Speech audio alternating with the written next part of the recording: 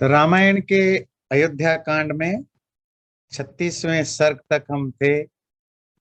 राम सीता लक्ष्मण दशरथ से परमिशन लेने के लिए कैकेयी के वास भवन में पहुंचे हैं और उस समय बातचीत में सुमंत्र भी तेज में आकर के बहुत कुछ कैकेयी को सुनाया।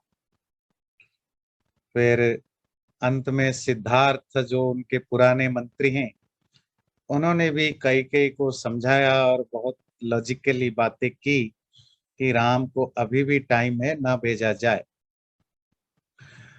पर उसके बावजूद भी कैकेयी पर कोई असर नहीं हुआ। और दशरथ ने कहा कि राम के साथ सारी सेना, सारे धन संपत्ति प्रजा सब कुछ राम के साथ भेज दिया जाए और मैं भी राम के साथ ही चलूंगा। अकेले कैकेयी अपने बेटे के साथ यहाँ राज करे। इसके जवाब में राम उत्तर देते हैं 37वें सर्ग में। महामात्र वचः श्रुत्वा रामो दशरथं तदा अभ्यभाषत वाक्यं तु विनयज्ञो विनीतवत्। त्यक्त भोगस्य मे राजन् वने वन्येन जीवितः किं कार्यमनुयात्रेण त्यक्त संगस्य सर्वतः। दशरथ की बातें सुन करके राम ने दशरथ से बड़े विनम्रता के साथ, डिसेंसी के साथ ये बोला कि जब एक बार मैंने सारे रॉयल प्लेजर भोग त्यागी दिया और जंगल में जंगली लोगों के साथ रहने का 14 साल तक निश्चय हो ही गया, फिर इसकी क्या जरूरत है कि मेरे पीछे आर्मी जाए और बहुत सारे लोग जाएं। इनकी क्या जरूरत है। यो हि रत्वा द्विपश्रेष्ठम कक्षायाम कुरुते मनः रज्जु स्नेहेन किम तस्य त्यजत कुंजरोत्तमम्। जब किसी ने अपने सबसे बढ़िया बढ़िया हाथियों को दान में दे दिया हो और हाथियों के शरीर में जो रस्सी बंधी हुई थी उस रस्सी से अटैचमेंट रखने का क्या फायदा। हाथी को ही छोड़ दिया और हाथी के रस्सी को पालने से क्या फायदा। जब पूरा का पूरा राज्य ही छोड़ना है तो कुछ लोग मेरे साथ चले जाएं, कुछ आर्मी मेरे साथ चले जाएं, तो इसका क्या मतलब है।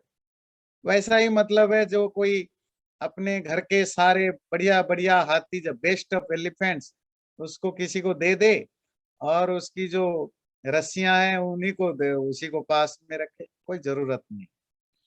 तथा मम सताम श्रेष्ठ किम ध्वजिन्य जगतपते सर्वाण्येवानुजानामि चिरान्यवानुनयन्तु मे। इसीलिए हे संसार के स्वामी दशरथ, सारे जगत के लोगों का स्वामी, मुझे ये सेना की कोई जरूरत नहीं है। मैंने ये सब कुछ भरत के लिए सौंप दिया है। मुझे बस वो जो बलकल है, बार्क, पेड़ों का छाल, वो मुझे दे दीजिए जिससे कि मैं पहनूं। चिराणी एवं अनयंतु में, मेरे लिए जो चीर चीर कहते हैं, जो ट्री बार्क होते हैं उसके बने हुए कपड़े, वही मेरे लिए ले आओ। और खनित्र पिटके चोभे सम्मानयत गच्छतः चतुर्दश वनेवासम वर्षाणि वसतो मम। और उसके साथ दो चीजें और ले आइए अगर हो सके। एक बास्केट ले आइए पिटक, और एक खनित्र, एक खोदने वाला, जैसे वो कुल्हाड़ी या शावल होता है ना, वो दे दीजिए। कभी कंदमूल वगैरह कुछ रूट वगैरह खोद खाद के खाएं। और वो डाला मतलब बास्केट, मतलब एक जो बांस की या उसकी बनी हुई जो टोकरी होती है छोटी सी, वही दे दीजिए। यही दोनों मेरी संपत्ति होगी। अथ चीराणि कैकेयी स्वयं आहृत्य राघवम् उवाच परिधत्स्वेति जनौघे निरपत्रपम्। जैसे ही राम के मुंह से बात निकली, मेरे लिए वो बार्क ले आइए, जो पेड़ों की छाल से बने हुए कपड़े, मैं उसी को पहनूंगा। कैकेयी फट से गई और बेशरम होकर के शेमलेसली पब्लिक में सबके सामने वो बार्क ले आई। बोला लो पहन लो, अभी पहन लो। सचीरे पुरुष व्याघ्र कैकेय्या प्रतिगृह्यते सूक्ष्म वस्त्रमवक्षिप्य मुनि वस्त्राण्यवस्तः। राम ने भी कैकेयी से वो कपड़े ले लिया, जो पेड़ की छाल से बना हुआ कपड़े, और जो पहना हुआ था सूक्ष्म वस्त्र, जो फाइन ड्रेसेस, जो रॉयल ड्रेसेस, जो बहुत ही महंगे कपड़ों से बना हुआ महंगे वस्त्र था, उसको बाहर निकाल के फेंक करके जो जंगल में रहने वाले मुनियों की जो कपड़ा जो कि पेड़ की छाल से बना हुआ, उसको पहन लिया। लक्ष्मणश्चापि तत्रैव विहाय वसने शुभे तपसाच्छादने चैव जग्राह पितुरग्रत अथात्म परिधानार्थम सीता कौशयवासिनी समीक्ष्य चीरम संत्रस्ता पृषति वागुरामिव। जब राम ने पहन लिया तो लक्ष्मण भी अपने जो अच्छे कपड़े थे, रॉयल ड्रेस, उसको निकाल करके उसने भी तपस्वी मुनियों की तरह कपड़े पहन लिया। जब दोनों भाइयों ने पहन लिया तो सीता के सामने भी कैकेयी ने वही कपड़े ले आए, कपड़ों के पेड़ों की छालों की कपड़े। सीता ने राम को तो बोल दिया कि मैं आपके साथ चलूंगी, पर जैसे ही पहली बार उसने ये पेड़ों के छाल वाले कपड़े को देखा, वो ऐसे डरी मानो कोई हिरण किसी ट्रैप्स को देख करके डर जाती है। ट्रैप समझते हैं, शिकारी के द्वारा बिछाया गया जाल को देखकर हिरण जैसे घबरा जाती है।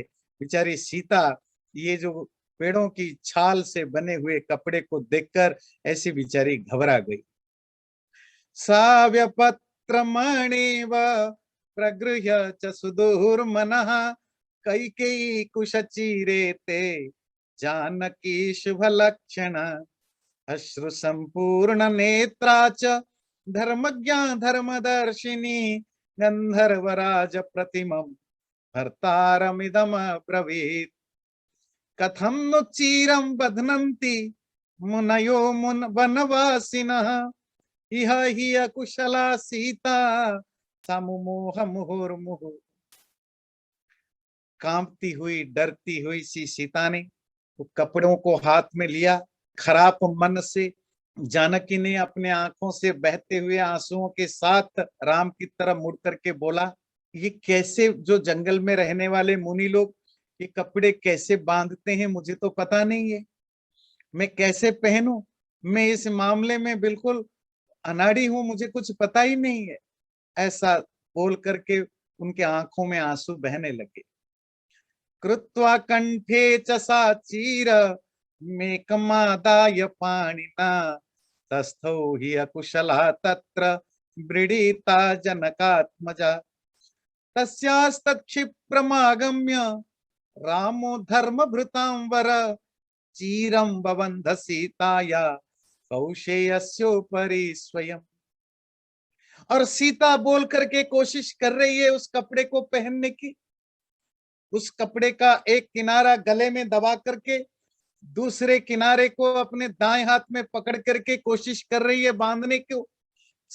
पब्लिक के सामने इतने सारे लोग खड़े हुए हैं, कैकेयी ने पकड़ा दिया यही पहनो, तो सबके सामने बड़े शर्मा के बार बार अनसक्सेसफुल कोशिश कर रही थी कपड़े बांधने को।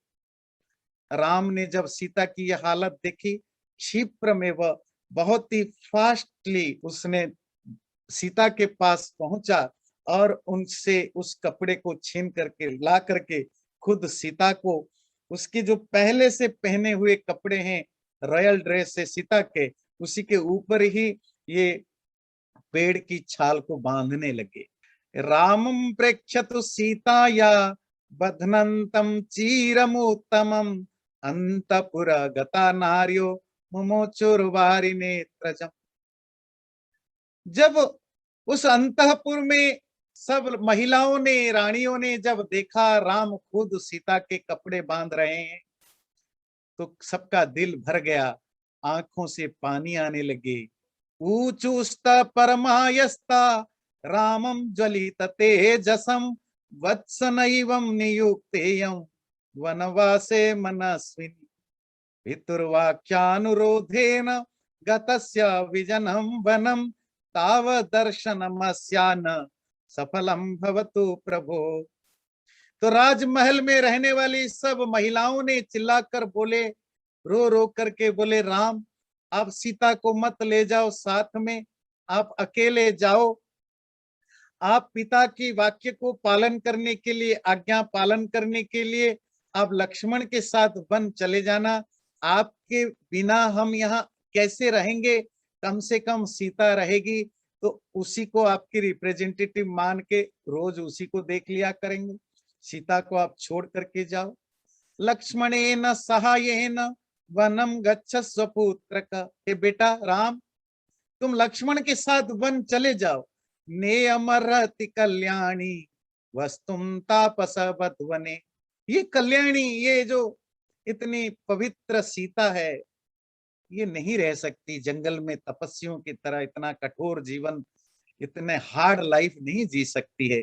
उसको हमारे पास छोड़ के चले जाओ। कुरुनो याचनाम पुत्र सीता तिष्ठतु भामिनी धर्म नित्य स्वयं स्थातुम नहीं दानिम त्वमिच्छसि। हमारी याचना को, हमारी प्रार्थना को, हमारे रिक्वेस्ट को स्वीकार करो। हे पुत्र, हे बेटा राम, सीता को यहीं छोड़ जाओ। तुम अपने धर्म का पालन करने के लिए तो जरूर जाओगे, पर सीता को लेकर मत जाना। तासामेवं विधावाच शृण्वन् दशरथात्मज बबन्धेव तदा चीरम सीतया तुल्यशीलया। महिलाएं बोल रही हैं ऐसी, राम सुन रहा है, पर सुनते हुए क्या क्या करते हुए सुन रहे हैं? कपड़े पहना रहे हैं सीता को, और पहनाते पहनाते वो महल की महिलाओं की बातें सुन रहे हैं।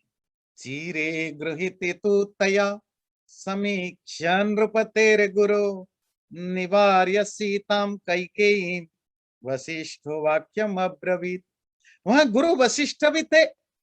उन्होंने देखा जब सीता को राम वो जो पेड़ों के छाल के बने हुए कपड़े पहना रहे, ऐसे पेड़ों के छाल वाले कपड़े को पहनते हुए सीता को देख करके गुरु वशिष्ठ अपने आप को रोक नहीं पाए।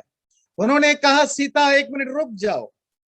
और उन्होंने कैकेयी से बोला, अति प्रवृत्ते दुर्मेधे कैकेयी कुलपांसिनी वंचयित्वा च राजानम न प्रमाणे अवतिष्ठ से। कैकेयी दुर्बुद्धि, खराब बुद्धि वाली कैकेयी, तुम सारे लिमिटेशन को एक्सीड कर रहे हो, क्रश कर रहे हो। ये पक्का है कि तुम इस खानदान के लिए डिस्ग्रेस हो। तुम्हारी बुद्धि खराब हो गई है। तुमने राजा को धोखे में ये प्रॉमिस करवाया है, पर तब भी हर चीज का एक लिमिटेशन होता है। कहीं तो लिमिट रखो। क्या लिमिट है? न गंतव्यम वनम देव्या सीतया शीलवर्जिते अनुष्ठास्यसि रामस्य सीता प्रकृतमासनम। अपनी सारे गुड कंडक्ट, अच्छे व्यवहार को त्याग देने वाली कैकेयी सीता को वन नहीं जाना है। राम बन जाएगा और राम की जगह सीता यहाँ राम के आसन पर बैठ करके राज करेगी, क्योंकि सीता के लिए कोई प्रॉमिस नहीं किया गया है। और सीता ही क्यों करेगी? लॉजिक क्या है? आत्मा ही दार सर्वेशाम दार संग्रहवर्तिनाम आत्मेयमिति रामस्य पालयिष्यति मेदिनी। जो भी मैरिड पर्सन होता है, सुन लीजिए, जो भी सब मैरिड पर्सन, जो शादीशुदा लोग हैं, उनकी आत्मा उनकी पत्नी है, मतलब आधा उनकी पत्नी है। आत्मा यम इति रामस्य, ये राम की आत्मा है। पालयिष्यति मेदिनी, राम बन जाएगा, पर सीता इस धरती को राम के बदले पालेगी। ये एक बड़ा इंटरेस्टिंग बात है। सीता, जब कोई गृहस्थी होता है, उसका लाइफ अब पूरा नहीं रहता है, वो आधा बन जाता है। ध्यान रखिए, शादी से पहले सब आप पूरा थे, शादी होते ही आप आधा हो जाते हैं। आपकी बाकी आधा आपकी पत्नी होती है ना, और दोनों मिलके पूरा होते हैं।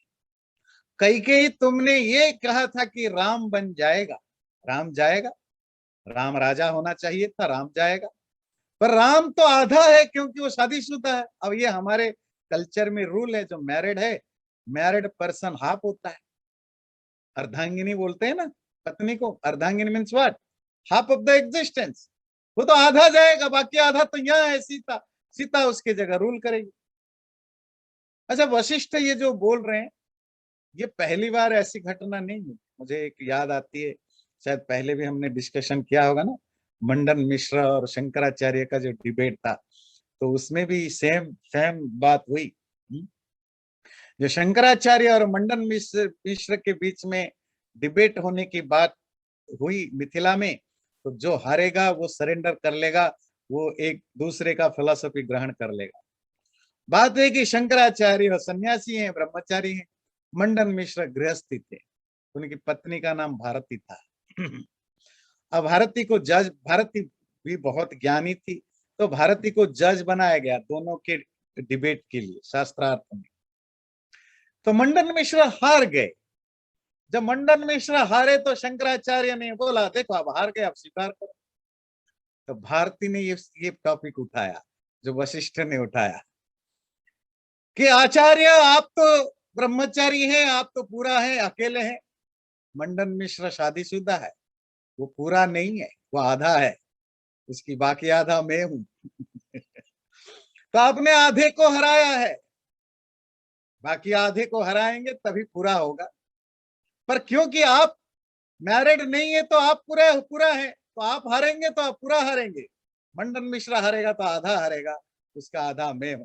मेरे से शास्त्रार्थ करिए, अगर मैं हार गई तब फिर माना जाएगा हम दोनों हारे, क्योंकि पति और पत्नी अलग अलग नहीं होते हैं, वो एक ही होते हैं। और इसका लॉजिक क्या है, मतलब ये कोई फनी बात नहीं है, इसके पीछे एक सॉलिड लॉजिक है। लॉजिक है कि ध्यान रखिए, पहले जमाने पत्नियां तो जॉब नहीं करती थी ना, मतलब अगर पति को सजा मिलता है, पत्नी को तो साथ में ही सजा मिल गया ना, पता ना। जैसे आपकी जॉब अगर दूसरे शहर में हो गया तो साथ में आपकी पत्नी को तो जाना पड़ता है ना। आपको किसी जंगल में जॉब मिला छोटे गांव में, तो पत्नी को भी छोटे गांव में जाना पड़ता है ना। तो जब जब दुख में पत्नी आपकी आधी है, आपके सुख में वो सुखी रहना पड़ता है, आपके दुख में उसको दुखी रहना पड़ता है, तो आधा क्यों नहीं। तो इसीलिए वो आधा है। वशिष्ठ उसी बात को उठाते हैं कि राम को आपने जंगल भेजने के लिए बात की, पर सीता, दारा, दारा मतलब पत्नी, पत्नी पति के आधा होती है, तो आधी यहां रहेगी, राज करेगी। अथ यास्यति वैदेही वनम रामेण संगता वयमप्यनुयास्याम पुरम चेदम गमिष्यति। कई कई, अगर तुम इस बात से आग्रह नहीं करोगी, सीता को राजा बनने नहीं दोगी, तो फिर वैदेही, वैदेही मतलब सीता, विदेह की बेटी, अगर वैदेही को राम के साथ बन जाना पड़ा, पर याद रखो कई कई, फिर हम सब राम के साथ चलेंगे, राम के पीछे पीछे। और केवल मैं, और जब कहता हूं हम मतलब सबको ही चलेगा। कौन कौन, अंतपालाश्च यास्यन्ति सदारो यत्र राघव। ये जो हेरम के, राजमहल के अंदर जितने भी नौकर चाकर हैं, वो सब अपनी फैमिली के साथ राम के साथ जाएंगे। सहोपजीव्यम राष्ट्रम च पुरम च सबरिच्छदम, जो भी प्रजा है वो भी जाएंगे। इस राजमहल का हर वो चीज जाएगा, पूरा का पूरा किंगडम, राष्ट्र, पूरा का पूरा राज्य राम के पीछे जाएगा। भरतश्च शत्रुघ्नश्च चीरवास वने चरः वने वसंतम काकुत्थ मनुवत्स्यति पूर्वजम। और इतना नहीं, भरत शत्रुघ्न तो यहाँ नहीं, जब वो वापस आएंगे वो भी राम के पीछे पीछे वन ही जाएंगे और वहीं पर बसेंगे। ततः शून्याम गत जनाम वसुधाम पादपे सह त्वमेका शाधि दुर्वृत्ता प्रजानाम हिते स्थिता। हे कैकेयी पापिनी, तुम अकेली इस अयोध्या में पेड़ पौधों के और जमीन के साथ राज करना। यहाँ एक आदमी नहीं मिलेगा, यहाँ कोई पशु पक्षी नहीं मिलेगा, यहाँ कोई धन संपत्ति कुछ नहीं मिलेगा। उजड़ी हुई अयोध्या और वहां के पेड़ पौधों पर तुम राज करना। नहीं तद भविता राष्ट्रम यत्र रामो न भूपति, तदवनम भविता राष्ट्रम यत्र रामो निवत्स्यति। जहां राम राजा नहीं है वो राष्ट्र नहीं है। राम जिस वन में भी बस जाए, जिस जंगल में भी बस जाए, वही राष्ट्र बन जाएगा। बड़ा खूबसूरत है ना। जहां राम राजा नहीं वो राष्ट्र नहीं, और राम जंगल में भी बस जाए वही राष्ट्र हो जाएगा। नहीं अदत्ताम महिम पित्र भरत शास्तुमर्हति, त्वयि च पुत्रवद वस्तुम यदि जातु महीपति। और सुनो, मैं यकीन के साथ बोल सकता हूं, भरत राम के पीछे राजा नहीं बनेगा, क्योंकि भरत को राजा दशरथ ने राज्य नहीं दिया है। तुमने छल से दशरथ से राज्य छीना है। और भरत को जब पता चलेगा कि दशरथ ने उसको खुशी खुशी राज्य नहीं दिया है, छीन के तुम्हारे उसकी मां ने लिया है, भरत कभी भी राम के पीछे अयोध्या का राजा नहीं बनेगा। और अगर सचमुच वो दशरथ का बेटा होगा, इस इक्ष्वाकु वंश का अगर वो सचमुच संतान होगा, वो कभी किसी भी हालत में राम के पीछे राजा नहीं बन सकता।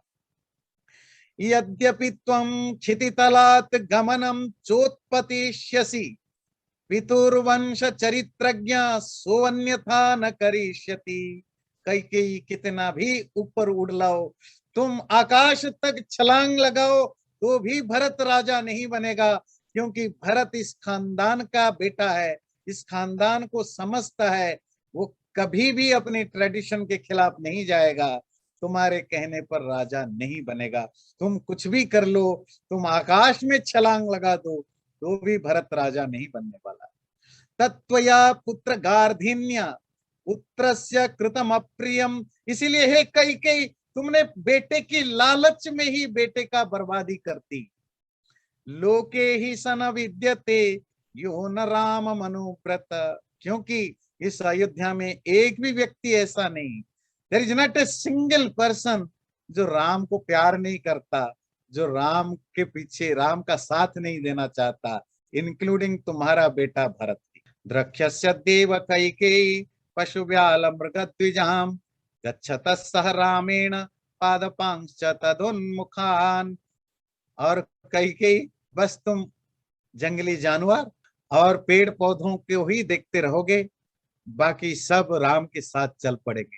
कैकेयी ध्यान दीजिए, जब राम जाने लगेगा तो पादप पेड़ पौधे भी अपने आप को झुकाकर उसको सैल्यूट करेंगे, और उनके पीछे पीछे गाय बकरी बैल भी, हाथी घोड़ा भी चले जाएंगे, कोई नहीं बचेगा। और जो पेड़ बच जाएंगे वो पेड़ भी झुक करके राम को ही सैल्यूट करेंगे। अथो तमान्याभरणानि देवी देहि स्नुषायै व्यपनीय चीरम, न चीरमस्य प्रविधीयतेति न्यवारय तत् वसनम वसिष्ठ। इसलिए हे कैकेयी, सीता को उसके सारे ऑर्नामेंट्स, आभूषण, जो रॉयल ड्रेस है, वो उसको आप दे दो। ये तुम्हारी स्नुषा है, बहू है, बहू समझते हैं, डॉटर इन लॉ है। ये तुम्हारा कर्तव्य है कि तुम उसको रेस्पेक्ट करो, उसका ख्याल रखो। उसके शरीर से राम ने जो उसको कपड़े पहना रखा है, बलकल का वस्त्र है ना, जो बार्क के जो ड्रेस क्लॉथ, उसको वहां से निकाल लो, उसको रॉयल ड्रेस पहनने दो, उसके अपने आभूषण पहनने दो, उससे मत छीनो। एकस्य रामस्य वने निवास त्वया वृत केकय राजपुत्री, विभूषितेयं प्रतिकर्म नित्या वसस्तु अरण्ये सह राघवेण। हे कैकेयी, तुमने राम को जंगल भेजा है, सीता को नहीं। अकेले राम को वन जाने दो, उसके साथ लक्ष्मण भी जा रहा है, पर इस बेचारी सीता को, इनोसेंट सीता को उसके साथ भेजने के लिए मत करो। यानेश्च मुख्यै परिचारकैश्च सुसंवृता गच्छतु राजपुत्री, वस्त्रैश्च सर्वैः सहितैर्विधाने नेयं वृता ते वर संप्रदाने। अगर सीता को जाना भी पड़े कहीं तो उसके साथ साथ नौकर चाकर को भेजो, अच्छी अच्छी रथ भेजो, घोड़ा भेजो, खाना पीना, अच्छे अच्छे कपड़े दो, क्योंकि सीता के लिए तुम्हारा जो प्रोमिसेस था, जो कंडीशन था, वो सीता के लिए अप्लाई नहीं होता है, वो राम के लिए अप्लाई होता है। तस्मिन् तथा जलपति विप्रमुखे गुरौ नृपस्या प्रतिमा प्रभावे नैव स्म सीता विनिवृत्त भावा प्रियस्य भर्तुः प्रतिकार कामा। फिर वशिष्ठ को बोलना था, कौन सा कैकेयी सुनने वाली है? कैकेयी ने नहीं सुना। और सीता ने भी, जब वशिष्ठ ऐसा बोल रहे थे, सीता के मन में भी कोई फर्क नहीं पड़ रहा था। वो सुनते हुए भी उसके मन में, उसके विचारों में या उसके फेस में किसी तरह का कोई भाव, एक्सप्रेशन चेंज नहीं हो रहा था। वो अपने पति के साथ जाने के लिए तैयार थी। राम, सीता और लक्ष्मण तीनों जंगल जाने के लिए कपड़े पहन चुके हैं। जो भी राजभवन में जो हजारों नौकर चाकर, महिलाएं, माताएं, सबके सामने। और वशिष्ठ तो लास्ट मोमेंट का जो होता है, जो बोलना था उन्होंने बोला, कोई फर्क नहीं। ये दृश्य देख करके राजा दशरथ बड़े बेचैन हुए। उन्होंने कैकेयी को दोबारा बहुत सारा ताना सुनाया।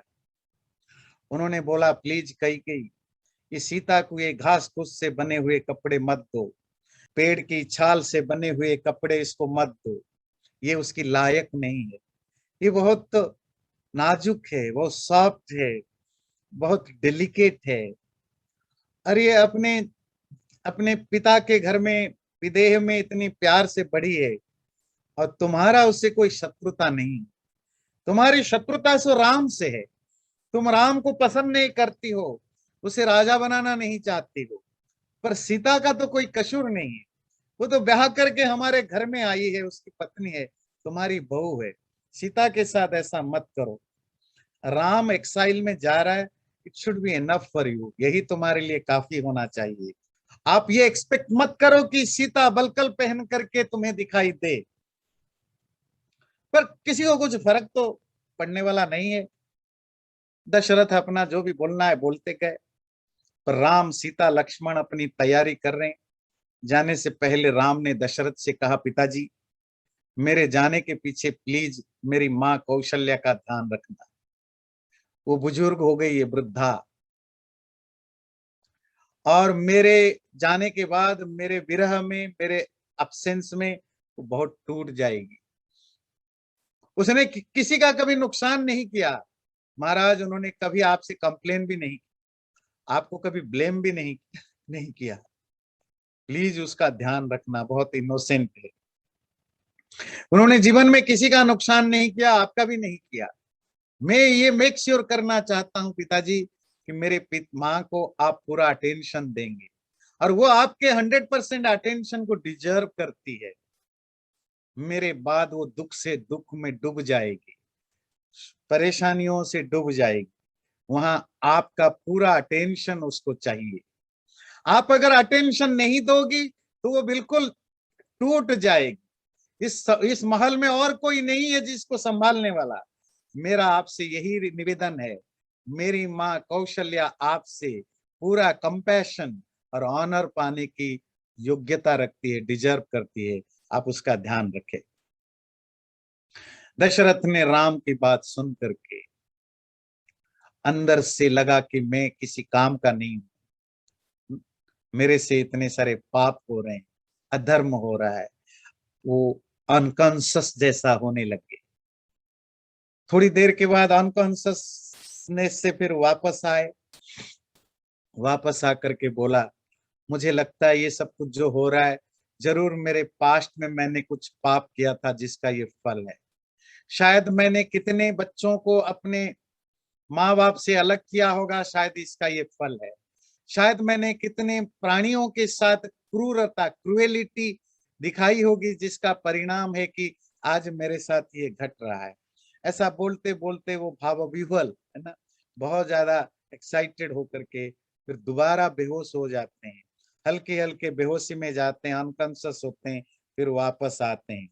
थोड़ी देर के बाद जब वापस आते हैं दशरथ, तो उन्होंने सुमंत्र से कहा कि कोई नहीं, अब जाओ रथ लाओ, रथ लाओ और राम सीता लक्ष्मण को शहर के बाहर छोड़ करके आ जाओ। ट्रेजरी का जो चीफ है उसको बुलाया जाए। ट्रेजरी समझते हैं, जो रॉयल ट्रेजरी, जहां सारी वो सामान रॉयल जो वेल्थ रहती है, और वो ट्रेजरी में जितने भी सीता के लिए और राम के लिए जितने भी धन संपत्ति जो कुछ है सब ला करके सीता को दिया जाए। बढ़िया बढ़िया ऑर्नामेंट्स, आभूषण, जो भी रॉयल ड्रेसेस है सब कुछ ला करके सीता को दिया जाए। सुमंत्र ये बात सुन के चले जाते हैं तैयारी करने के लिए, रथ तैयारी करने के लिए, और ट्रेजरर को बुला करके आदेश दे देते हैं, आप सारे सामान इकट्ठा करो सीता के लिए। तब कौशल्या सीता के पास आती है, सीता को गले लगाती है, उसकी माथे को चूमती है, चुम करके रोने लगती है और सीता को कुछ सास की एडवाइस देती है कि देखो मेरे बेटे के साथ रहना, तुम पत्नी हो, पत्नी का काम है अपनी पति का सुख में दुख में साथ देना। मैं पूरे श्लोक नहीं ले रहा हूं, मैं उसका मीनिंग बता देता हूं, भाव। और पत्नियों का काम है कि पति के सुख दुख में साथ देना, तो तुम मेरे बेटे के दुख में भी साथ देना। कुछ महिलाएं, कुछ लड़कियां, ये कौशल्या की भाषा है, बहुत स्ट्रांग लैंग्वेज। कुछ लड़कियां ऐसे करते हैं, पति के सुख में तो सुखी होते हैं, जब पति का कोई डाउन टाइम आता है छोड़ के चली जाती हैं। तो जब पति सुख भोगता है तो उसके साथ सुख भोगते हैं, पर पति जब दुख में होता है तो बहुत सारी महिलाएं छोड़ जाती हैं। सीता तुम ऐसा नहीं करोगी, मुझे पक्का विश्वास है, तुम्हारे पति के साथ देना ये उसका संकट का काल। सीता ने कहा, माँ ये सोचने की या बोलने की जरूरत नहीं थी, मैं हमेशा राम के साथ खड़ी हूँ। चंद्र का शीतलता कम हो जाएगा किसी दिन, सूरज अपना प्रकाश देना छोड़ देगा, पर सीता कभी राम का साथ नहीं छोड़ सकती। उसके बाद राम माँ का आशीर्वाद लेते हैं, प्रणाम करते हैं, हक करते हैं, आलिंगन, हक, आलिंगन मतलब हक करना है ना, हक करते हैं, करने का आशीर्वाद लेकर के चलते हैं।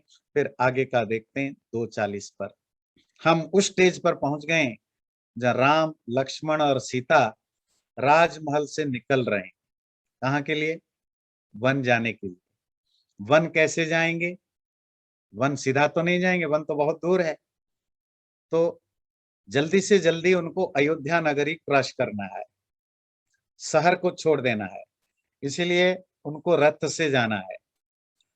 क्योंकि अगर वो पैदल जाएंगे तो 2-4 समस्याएं होंगी। क्या? सारे नगरवासी जो सिटीजन है वो घेर जाएंगे, जाने नहीं देंगे, रोना धोना करेंगे, तो ये बड़ा प्रॉब्लम होगा। नंबर 2, पैदल जाने पर शहर को क्रश करने में बहुत टाइम लगेगा, और कैकेयी का कंडीशन के हिसाब से इनको आज ही शहर छोड़ देना चाहिए। तो किसी भी हालत में उनको आज शाम तक शहर के बाहर चले जाना चाहिए, उसके बाद वो अपना जंगल को जैसे तैसे जाएं, अलग बात है, but they have to cross the border of the city today. तो इसीलिए उनको रथ पर जाना है। तो सुमंत्र रथ लेकर तैयार है, दशरथ और महारानियां सब बाहर आ चुके हैं राम को विदाई करने के लिए। पूरे अयोध्या नगर में कहीं 1 इंच जगह नहीं है खड़े होने के लिए। सारे नगरवासी, बुजुर्ग हो, बच्चा हो, जवान हो, बेटी हो, माँ हो, बीमार हो, स्वस्थ हो, सब कोई अपने अपने घर से बाहर निकल चुके हैं ये देखने के लिए कि राम सीता लक्ष्मण बन जा रहे हैं, राज्य छोड़ के जा रहे हैं, ये देखने के लिए।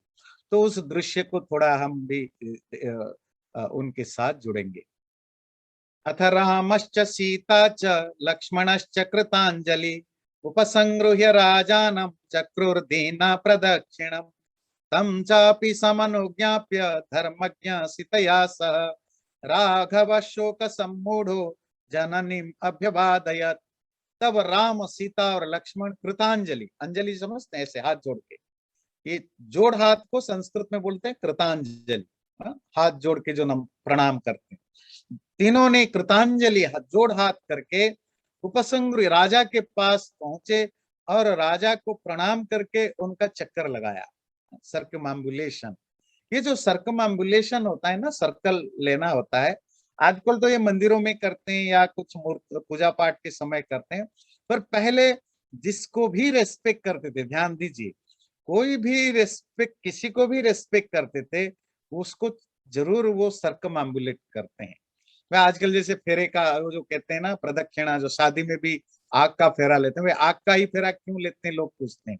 आग की फेरा नहीं, आप कुछ भी करो, अगर देवता की पूजा करते हो तो देवता के चक्कर लगाओगे, अगर माँ बाप के पास जाते रेस्पेक्ट करते हो तो माँ बाप के चक्कर लगाओगे, शिष्य जब गुरु से विदा लेकर जाता है तो गुरु का चक्कर लगाता है। कोई नेचुरल एलिमेंट है, हवा है, हवा तो नहीं हो सकता, अब पानी है, आग है, पेड़ है, जंगल है, ऐसी चीजें हैं जिनको जिनको आप रेस्पेक्ट करते हो, जैसे देव पूजा है ना, तो उनको आप चक्कर लगाते हैं।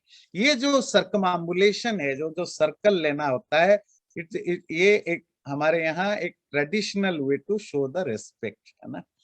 तो नमस्ते भी करना, पैर भी छूना होता है, और जाते समय चक्कर लगा के जाते हैं। तो जो आजकल चक्कर लगाने वाली विधि तो अब ऑलमोस्ट खत्म हो गया है, अब तो पैर छूना भी बहुत कम हो गया है ना। तो अब हाय हालो पर ही गाड़ी चलती है, उससे नीचे तो अब होता नहीं है।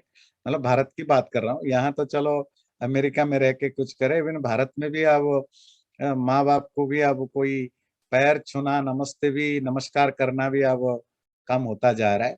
तो राम सीता लक्ष्मण अपने पिताजी के प्रदक्षिणा करके, सर्कमएम्बुलेट करके चलने लगे और जननी के पास गए, माँ के पास, माँ कौशल्या के पास। तो माँ कौशल्या से भी राम सीता और लक्ष्मण दोनों ने तीनों ने जाकर के माँ कौशल्या का भी आशीर्वाद लिया, जो कि बहुत शोक से अफ्लिक्टेड थी। अन्वक्षम लक्ष्मणो भ्रातुः कौशल्यामभ्यवादयत् अथ मातु सुमित्राया जग्राह चरणौ पुनः। राम के पीछे पीछे लक्ष्मण ने भी कौशल्या का पैर छुआ, और कौशल्या के बाद अपनी माँ सुमित्रा का भी पैर छुआ। जब सुमित्रा का पैर छुआ, तब तम वंदमानम रुदति माता सौमित्रिमब्रवीत हित कामा महाबाहु मूर्धनिमुपघ्राय लक्ष्मणम। तो माँ सुमित्रा रोते रोते, आंखों में आंसू आ रही थी, रोते रोते उस लक्ष्मण की सर को चुम करके, माथा समझते हैं ना, सर को चुम करके ये बोला, माँ ने बोला, क्या बोला, सृष्टत्वं वनवासाय सनुरक्त जने रामे प्रमादम्मा कार्षी पुत्र भ्रातरि गच्छति। लक्ष्मण, शायद तुम पैदा ही हुए हो जंगल जाने के लिए, मतलब तुम्हारे भाग्य में, प्रारब्ध में ही हो जंगल जाना, और तुम हमेशा अपने बड़े भाई का अनुरक्त रहना, उनके साथ अटैच्ड रहना। रामे प्रमादम माँ कार्षी, राम के साथ रहते समय कभी भी उनके उनके प्रति जो तुम्हारे व्यवहार है उसमें कभी इनअटेंटिव नहीं होना, मतलब 24 घंटे अटेंशन तुम अपने बड़े भाई राम के प्रति देना। व्यसनी वा समृद्धो वा गतिरेश तवा नघ एष लोके सताम धर्मो यज्येष्ठ वशगो भवेत। प्रॉस्पेरिटी हो या कैलामिटी हो, एडवर्सिटी में या प्रॉस्पेरिटी में, सुख में या दुख में, जब बहुत समृद्धि हो या जब बहुत विपत्ति हो, दोनों परिस्थिति में राम ही तुम्हारा रिफ्यूज है। राम ही रिफ्यूज क्यों, राम में ऐसा कोई खास बात है नहीं। एष लोके सताम धर्म यज्येष्ठ वशगो भवेत, ये संसार का नियम है। जो बड़ा भाई है, छोटा भाई बड़े भाई का अनुसरण करने वाला होना चाहिए, बड़े भाई को फॉलो करने वाला होना चाहिए। और यही हमारे कुल का, हमारे खानदान का ये सनातन आचरण है। सनातन इज इटर्नल प्रैक्टिसेस है। क्या? दान करना, देना, चैरिटी करना, दीक्षा च यज्ञेषु, यज्ञ में इनिशिएशन लेना, मतलब संकल्प करके यज्ञ करना, और तनु त्यागो मृधेषु च, मृध कहते हैं लड़ाई, बैटल फील्ड वार, है ना, और लड़ाई में अपना शरीर त्याग देना, ये क्षत्रिय का धर्म होता है। क्षत्रिय का 3 धर्म है, हेल्प करना, चैरिटी करना, और खूब यज्ञ करना, और लड़ाई में अपने शरीर देना। ये तीनों काम क्षत्रियो का काम है, और तुम क्षत्रिय हो, तुम तीनों कामों को निभाओगे। लक्ष्मणं त्वेवम् उक्त्वा शासन सिद्धम प्रिय राघवम सुमित्रा गच्छ गच्छेति पुनः पुनर्वाचतम। लक्ष्मण को ऐसा बोल करके राम जो तैयार है निकलने के लिए, सुमित्रा ने कहा गच्छ गच्छ, अब जाओ जाओ। रामम दशरथम विद्धि माम विद्धि जनकात्मजाम अयोध्या मटविम विद्धि गच्छतात यथा सुखम। हे लक्ष्मण ध्यान रखना, राम को वहां दशरथ मानना, दशरथ मतलब राम को अपना पिता दशरथ जैसा ट्रीट करना, और सीता को मेरे जैसे समझना, मतलब मान लेना कि सीता ही तुम्हारी माँ है। अयोध्या अटविम विद्धि, और मान लेना कि वो जो जंगल है वो अयोध्या है। यही मान करके सुख पूर्वक वहां राम को पिता समझ करके, सीता को माँ समझ करके, जंगल को अयोध्या समझ करके वहां खुशी से रहना। ततः सुमंत्र काकुत्थम प्राञ्जलिर्वाक्यम अब्रवीत विनीतो विनयज्ञश्च मातली वरवासवम यथा रथमारोह भद्रम ते राजपुत्र महायश क्षिप्रम त्वां प्रापयिष्यामि यत्र माम राम वक्ष्यसि।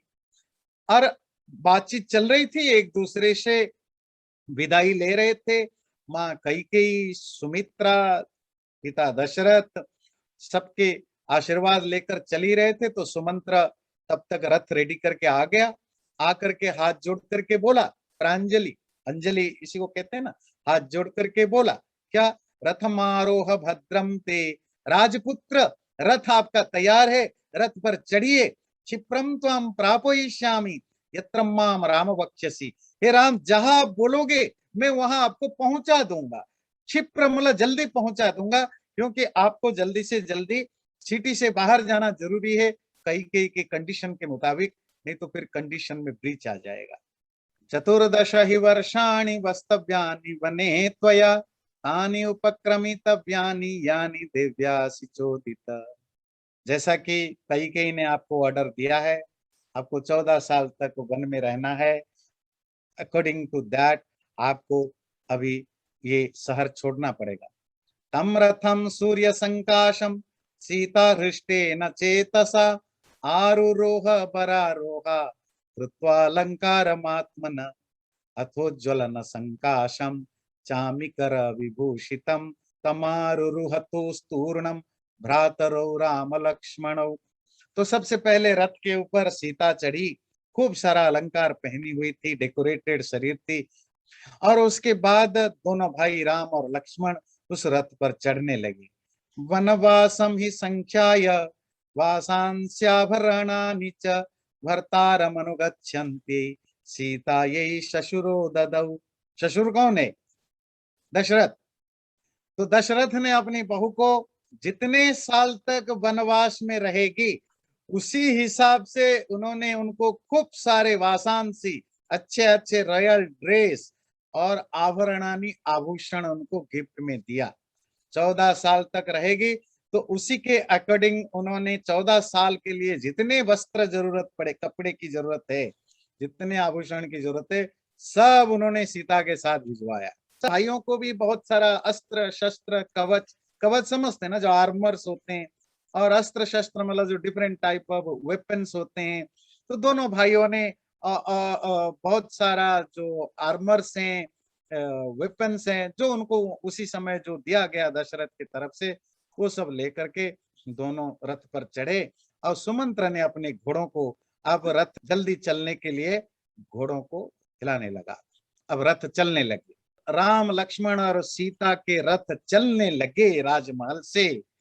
तब का जो दृश्य है, प्रतियाते महारण्यम चिररात्राय राघवे बभुव नगरे मूर्छा बल मूर्छा जनस्य च।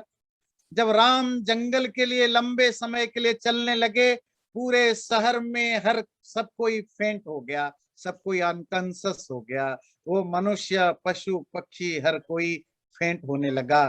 तत्समाकुल संभ्रांतम मत संकुपित द्वीपम हयसिंजिति निर्घोषम पुरमासिन महास्वनम। घोड़ों की आवाज, हिनहिनाहट आवाज के साथ मानो राज्य के सारे हाथी चिढ़ गए और अपना रस्सी तोड़ करके बाहर निकल आए हो। ततः सवाल वृद्धा सा पुरी परम पीड़िता, राममेव अभिदुद्रु दुद्राव धर्मार्था सलिलम तथा। सारे शहर के नगर के लोग अपने घर परिवार छोड़ करके, सवाल वृद्ध वनिता, छोटे छोटे बच्चों से लेकर के महिलाएं बुजुर्ग तक, हर कोई अपना घर परिवार छोड़ करके दुखी परेशान होकर के राम के रथ के पीछे भागने लगे। पार्श्वतः पृष्ठतश्चापि लंबमाना तदोन्मुखा, बाष्पूर्ण मुखा सर्वे तमुचुर भृशनीश्वना। कोई साइड से दौड़ रहा है रथ के, कोई पीछे दौड़ रहा है, हजार हजार लोग आगे पीछे बाएं दाएं उसके रथ के पीछे पीछे दौड़ रहे हैं, आंसू बहाते हुए, चिल्लाते हुए, रोते हुए, विलाप करते हुए, सीना पीटते हुए दौड़ रहे हैं। संयच्छवाजी नाम रश्मिन सूतया ही शनि शनि। क्या बोल रहे हैं लोग, क्योंकि हे सुमंत्र, इतना जल्दी जल्दी घोड़ा क्यों हाँक रहे हो, थोड़ा घोड़े की रस्सी को ढीला कर दो, थोड़ा धीरे जाने दो, हम कम से कम राम को लास्ट टाइम के लिए तो देख तो ले, मुंह भर के तो अच्छी तरह देख ले, फिर तो दर्शन नहीं मिलने वाला है। आयसम हृदयम नूनम राम मातुर संशयम, यद्देव गर्भ प्रतिमे वनम याति नभिद्यते। कैसे कौशल्य का दिल टूट नहीं जाती है, इतना खूबसूरत, इतना इतना सुंदर बेटे को जंगल भेज करके कौशल्या जिंदा कैसी है, उसका उसका दिल टूट क्यों नहीं जाता है, जरूर पत्थर का बना होगा दिल उसका। कृतकृत्या ही वैदेही छायाम एवानुगता पतिम, न जहाती रता धर्मे मेरुमर्क प्रभा यथा। धन्य है वैदेही, वो अपने पति की साथ छाया की तरह, शैडो की तरह अपने पति के साथ खड़ी है, अपने धर्म में कोई कंप्रोमाइज नहीं करती है। मानो सूरज, एक माइथोलॉजिकल स्टोरी है कि सूरज 12 घंटे उगता है, 12 घंटे अस्त होता है, रात होती है, पर मेरू पर्वत पर कहते हैं सूरज 24 घंटे तक उगा हुआ रहता है, कभी वहां रात नहीं होती है। ये एक माइथोलॉजिकल पर्वत की बात है। तो जैसे मेरू पर्वत पर सूरज कभी छोड़कर नहीं जाता मेरू पर्वत को, इसी तरह सीता बिल्कुल डटी हुई है अपने पति राम के साथ। अहो लक्ष्मण सिद्धार्थ सततम प्रियवादिनम, भ्रातरम देव संकाशम यस्तम परिचरिष्यसि। अच्छा, ये सब कौन बोल रहे हैं समझ में आ रहा है? प्रजा बोल रही है, जो रथ के बाएं दाएं पीछे दौड़ रहे हैं, भाग रहे हैं, वो रो रो करके सुना रहे हैं, आपस में बात कर रहे हैं, एक दूसरे को सुना रहे हैं। ये लक्ष्मण देखो, धन्य है लक्ष्मण, जो अपने प्रियवादी, मीठा बोलने वाले, सत्य का पालन करने वाले, देवताओं के समान अपने भाई की सेवा करता है। मानो राम का अनुसरण करना उसके लिए स्वर्ग का मार्ग है, मानो ऐसा लगता है कि लक्ष्मण का स्वर्ग भी राम है, उसका भाग्य भी राम है, उसकी प्रॉस्पेरिटी भी राम है। एवं वदन्तस्ते सोढ़ुम न शेकुर्वाष्पमागतम नरास्तम अनुगच्छन्त प्रिय मुख्वा कुनंदनम, अथ राजा वृत स्त्रीभिर दीनाभिर दीन चेतन, निर्जगाम प्रियम पुत्रम द्रक्ष्यामीति ब्रुवन् गृहात्। इस तरह प्रजा रो करके, अपने आंसू बहा करके अपने प्रिय इक्ष्वाकु वंश के बेटे राम के पीछे पीछे दौड़ने लगे। और यहाँ राजमहल में क्या है, वृद्ध दशरथ, बुजुर्ग दशरथ अपनी स्त्री और राजभवन की महिलाओं से घिरे हुए निचेतना, एक तरह का अनकॉन्शियस या हाफ कॉन्शियस होकर के थे। वो अपने जाते हुए बेटे को देखने के लिए रिक्वेस्ट किया कि मुझे राजमहल से बाहर ले जाओ, मैं अपने बेटे को जाते हुए देखना चाहता हूं। तब अचानक राजमहल में महिलाओं का जोर जोर से रोना और विलाप शुरू। विलाप समझते हैं, रोना और विलाप में क्या फर्क है? रोना तो जब आप रोते हैं, विलाप जब आप जोर जोर से चिल्ला चिल्ला कर रोते हैं। तो चिल्ला चिल्ला करके रोने वाली महिलाएं चिल्लाने लगी और अपने प्रिय पुत्र राम को देखने के लिए सब बाहर आने लगे। पिता ही राजा का कुस्थ श्रीमान सन्नस्तदा भवत, परिपूर्ण शशिकाले ग्रहेण उपप्लुतो यथा। जैसे ग्रहण लगता है ना, या ग्रहण के समय जैसे चांद धुंधला पड़ जाता है, दिखता नहीं है, धुंधला पड़ जाता है, इसी तरह दशरथ तो चंद चांद को ग्रहण लगने की तरह, इक्लिप्स की तरह बिल्कुल धुंधला और सूखा सा पड़ गए थे। सच श्रीमान अचिंत्यात्मा रामो दशरथात्मज सूतम संचुदयामास त्वरितम वाह्यताम इति। तो राम सुमंत्र को कहते हैं कि जितना जल्दी घोड़े को भगा सकते हो रथ को भगाओ। रामो याहीति सूतम तम तिष्ठेति स जनस्तदा उभयम नाशकत सूत कर्तु मध्वनि चोदिता। और जो प्रजा है वो कह रहे सुमंत्र ये क्या कर रहे हो, घोड़ों को थोड़ा धीरे कर लो, रथ को धीरे चलाओ। राम कहते हैं सुमंत्र जितना जल्दी से घोड़ा ले सकते हो भगाओ। तो सुमंत्र दोनों के बीच में पिस गया। राम कह रहे हैं कि रथ को जल्दी चलाओ और प्रजा कह रहे हैं, लोग कह रहे हैं रथ को धीरे धीरे चलाओ। तो सुमंत्र समझ नहीं पाया कि मैं रथ को जल्दी चलाऊं या धीरे चलाऊं, तो वो मीडियम स्पेस में रथ को चलाने लगे। इस तरह राम के रथ में जाते समय पौरजन नगर के लोगों के आंसुओं से पूरी धरती भीग गई। हाहाकार सब जगह मचा हुआ है, हर कोई पीड़ित है, परेशान है, दुखी है। स्त्रियों के आंखों से आंसुओं की धारा बह रही है, मानो अयोध्या का राजमार्ग कीचड़ बन गया है। वाल्मीकि कहते हैं कैसे कीचड़ बन गया, रथ के चलने से जो धूल उड़ता है और उस धूल पर जब प्रजाओं की आंसू, इतनी आंसू बहते हैं, मानो आंसू और धूल के मिक्सचर से राजमार्ग सारा कीचड़ बन गया हो। आगे हम देखेंगे सुमंत्र बहुत डिलेमा में है। अब राजा दशरथ भी चिल्लाएंगे सुमंत्र पर कि गाड़ी को थोड़ा धीमे कर लो, मुझे पीछे से देखने दो। राम कहेगा नहीं, जितना फास्ट कर सकते हो उतना फास्ट करो। क्यों? राम नहीं चाहते कि अपने पिता के, माता के, अपने राज्य प्रजाओं के ये आंखों को, ये रोने धोने को ज्यादा देर तक देखा जाए। जितना देर तक रथ टिकेगा उतना इनकी रोना धोना ये और ज्यादा मन को खराब करेगा। जब जाना ही है तो जितना जल्दी चलेगा। तो ऐसे कसमकश में सुमंत्र फिर वो बाहर चले जाते हैं। क्या होता है अगले बार चर्चा करेंगे। चैनल को सब्सक्राइब जरूर करें और वीडियो अच्छा लगे लाइक भी जरूर करें।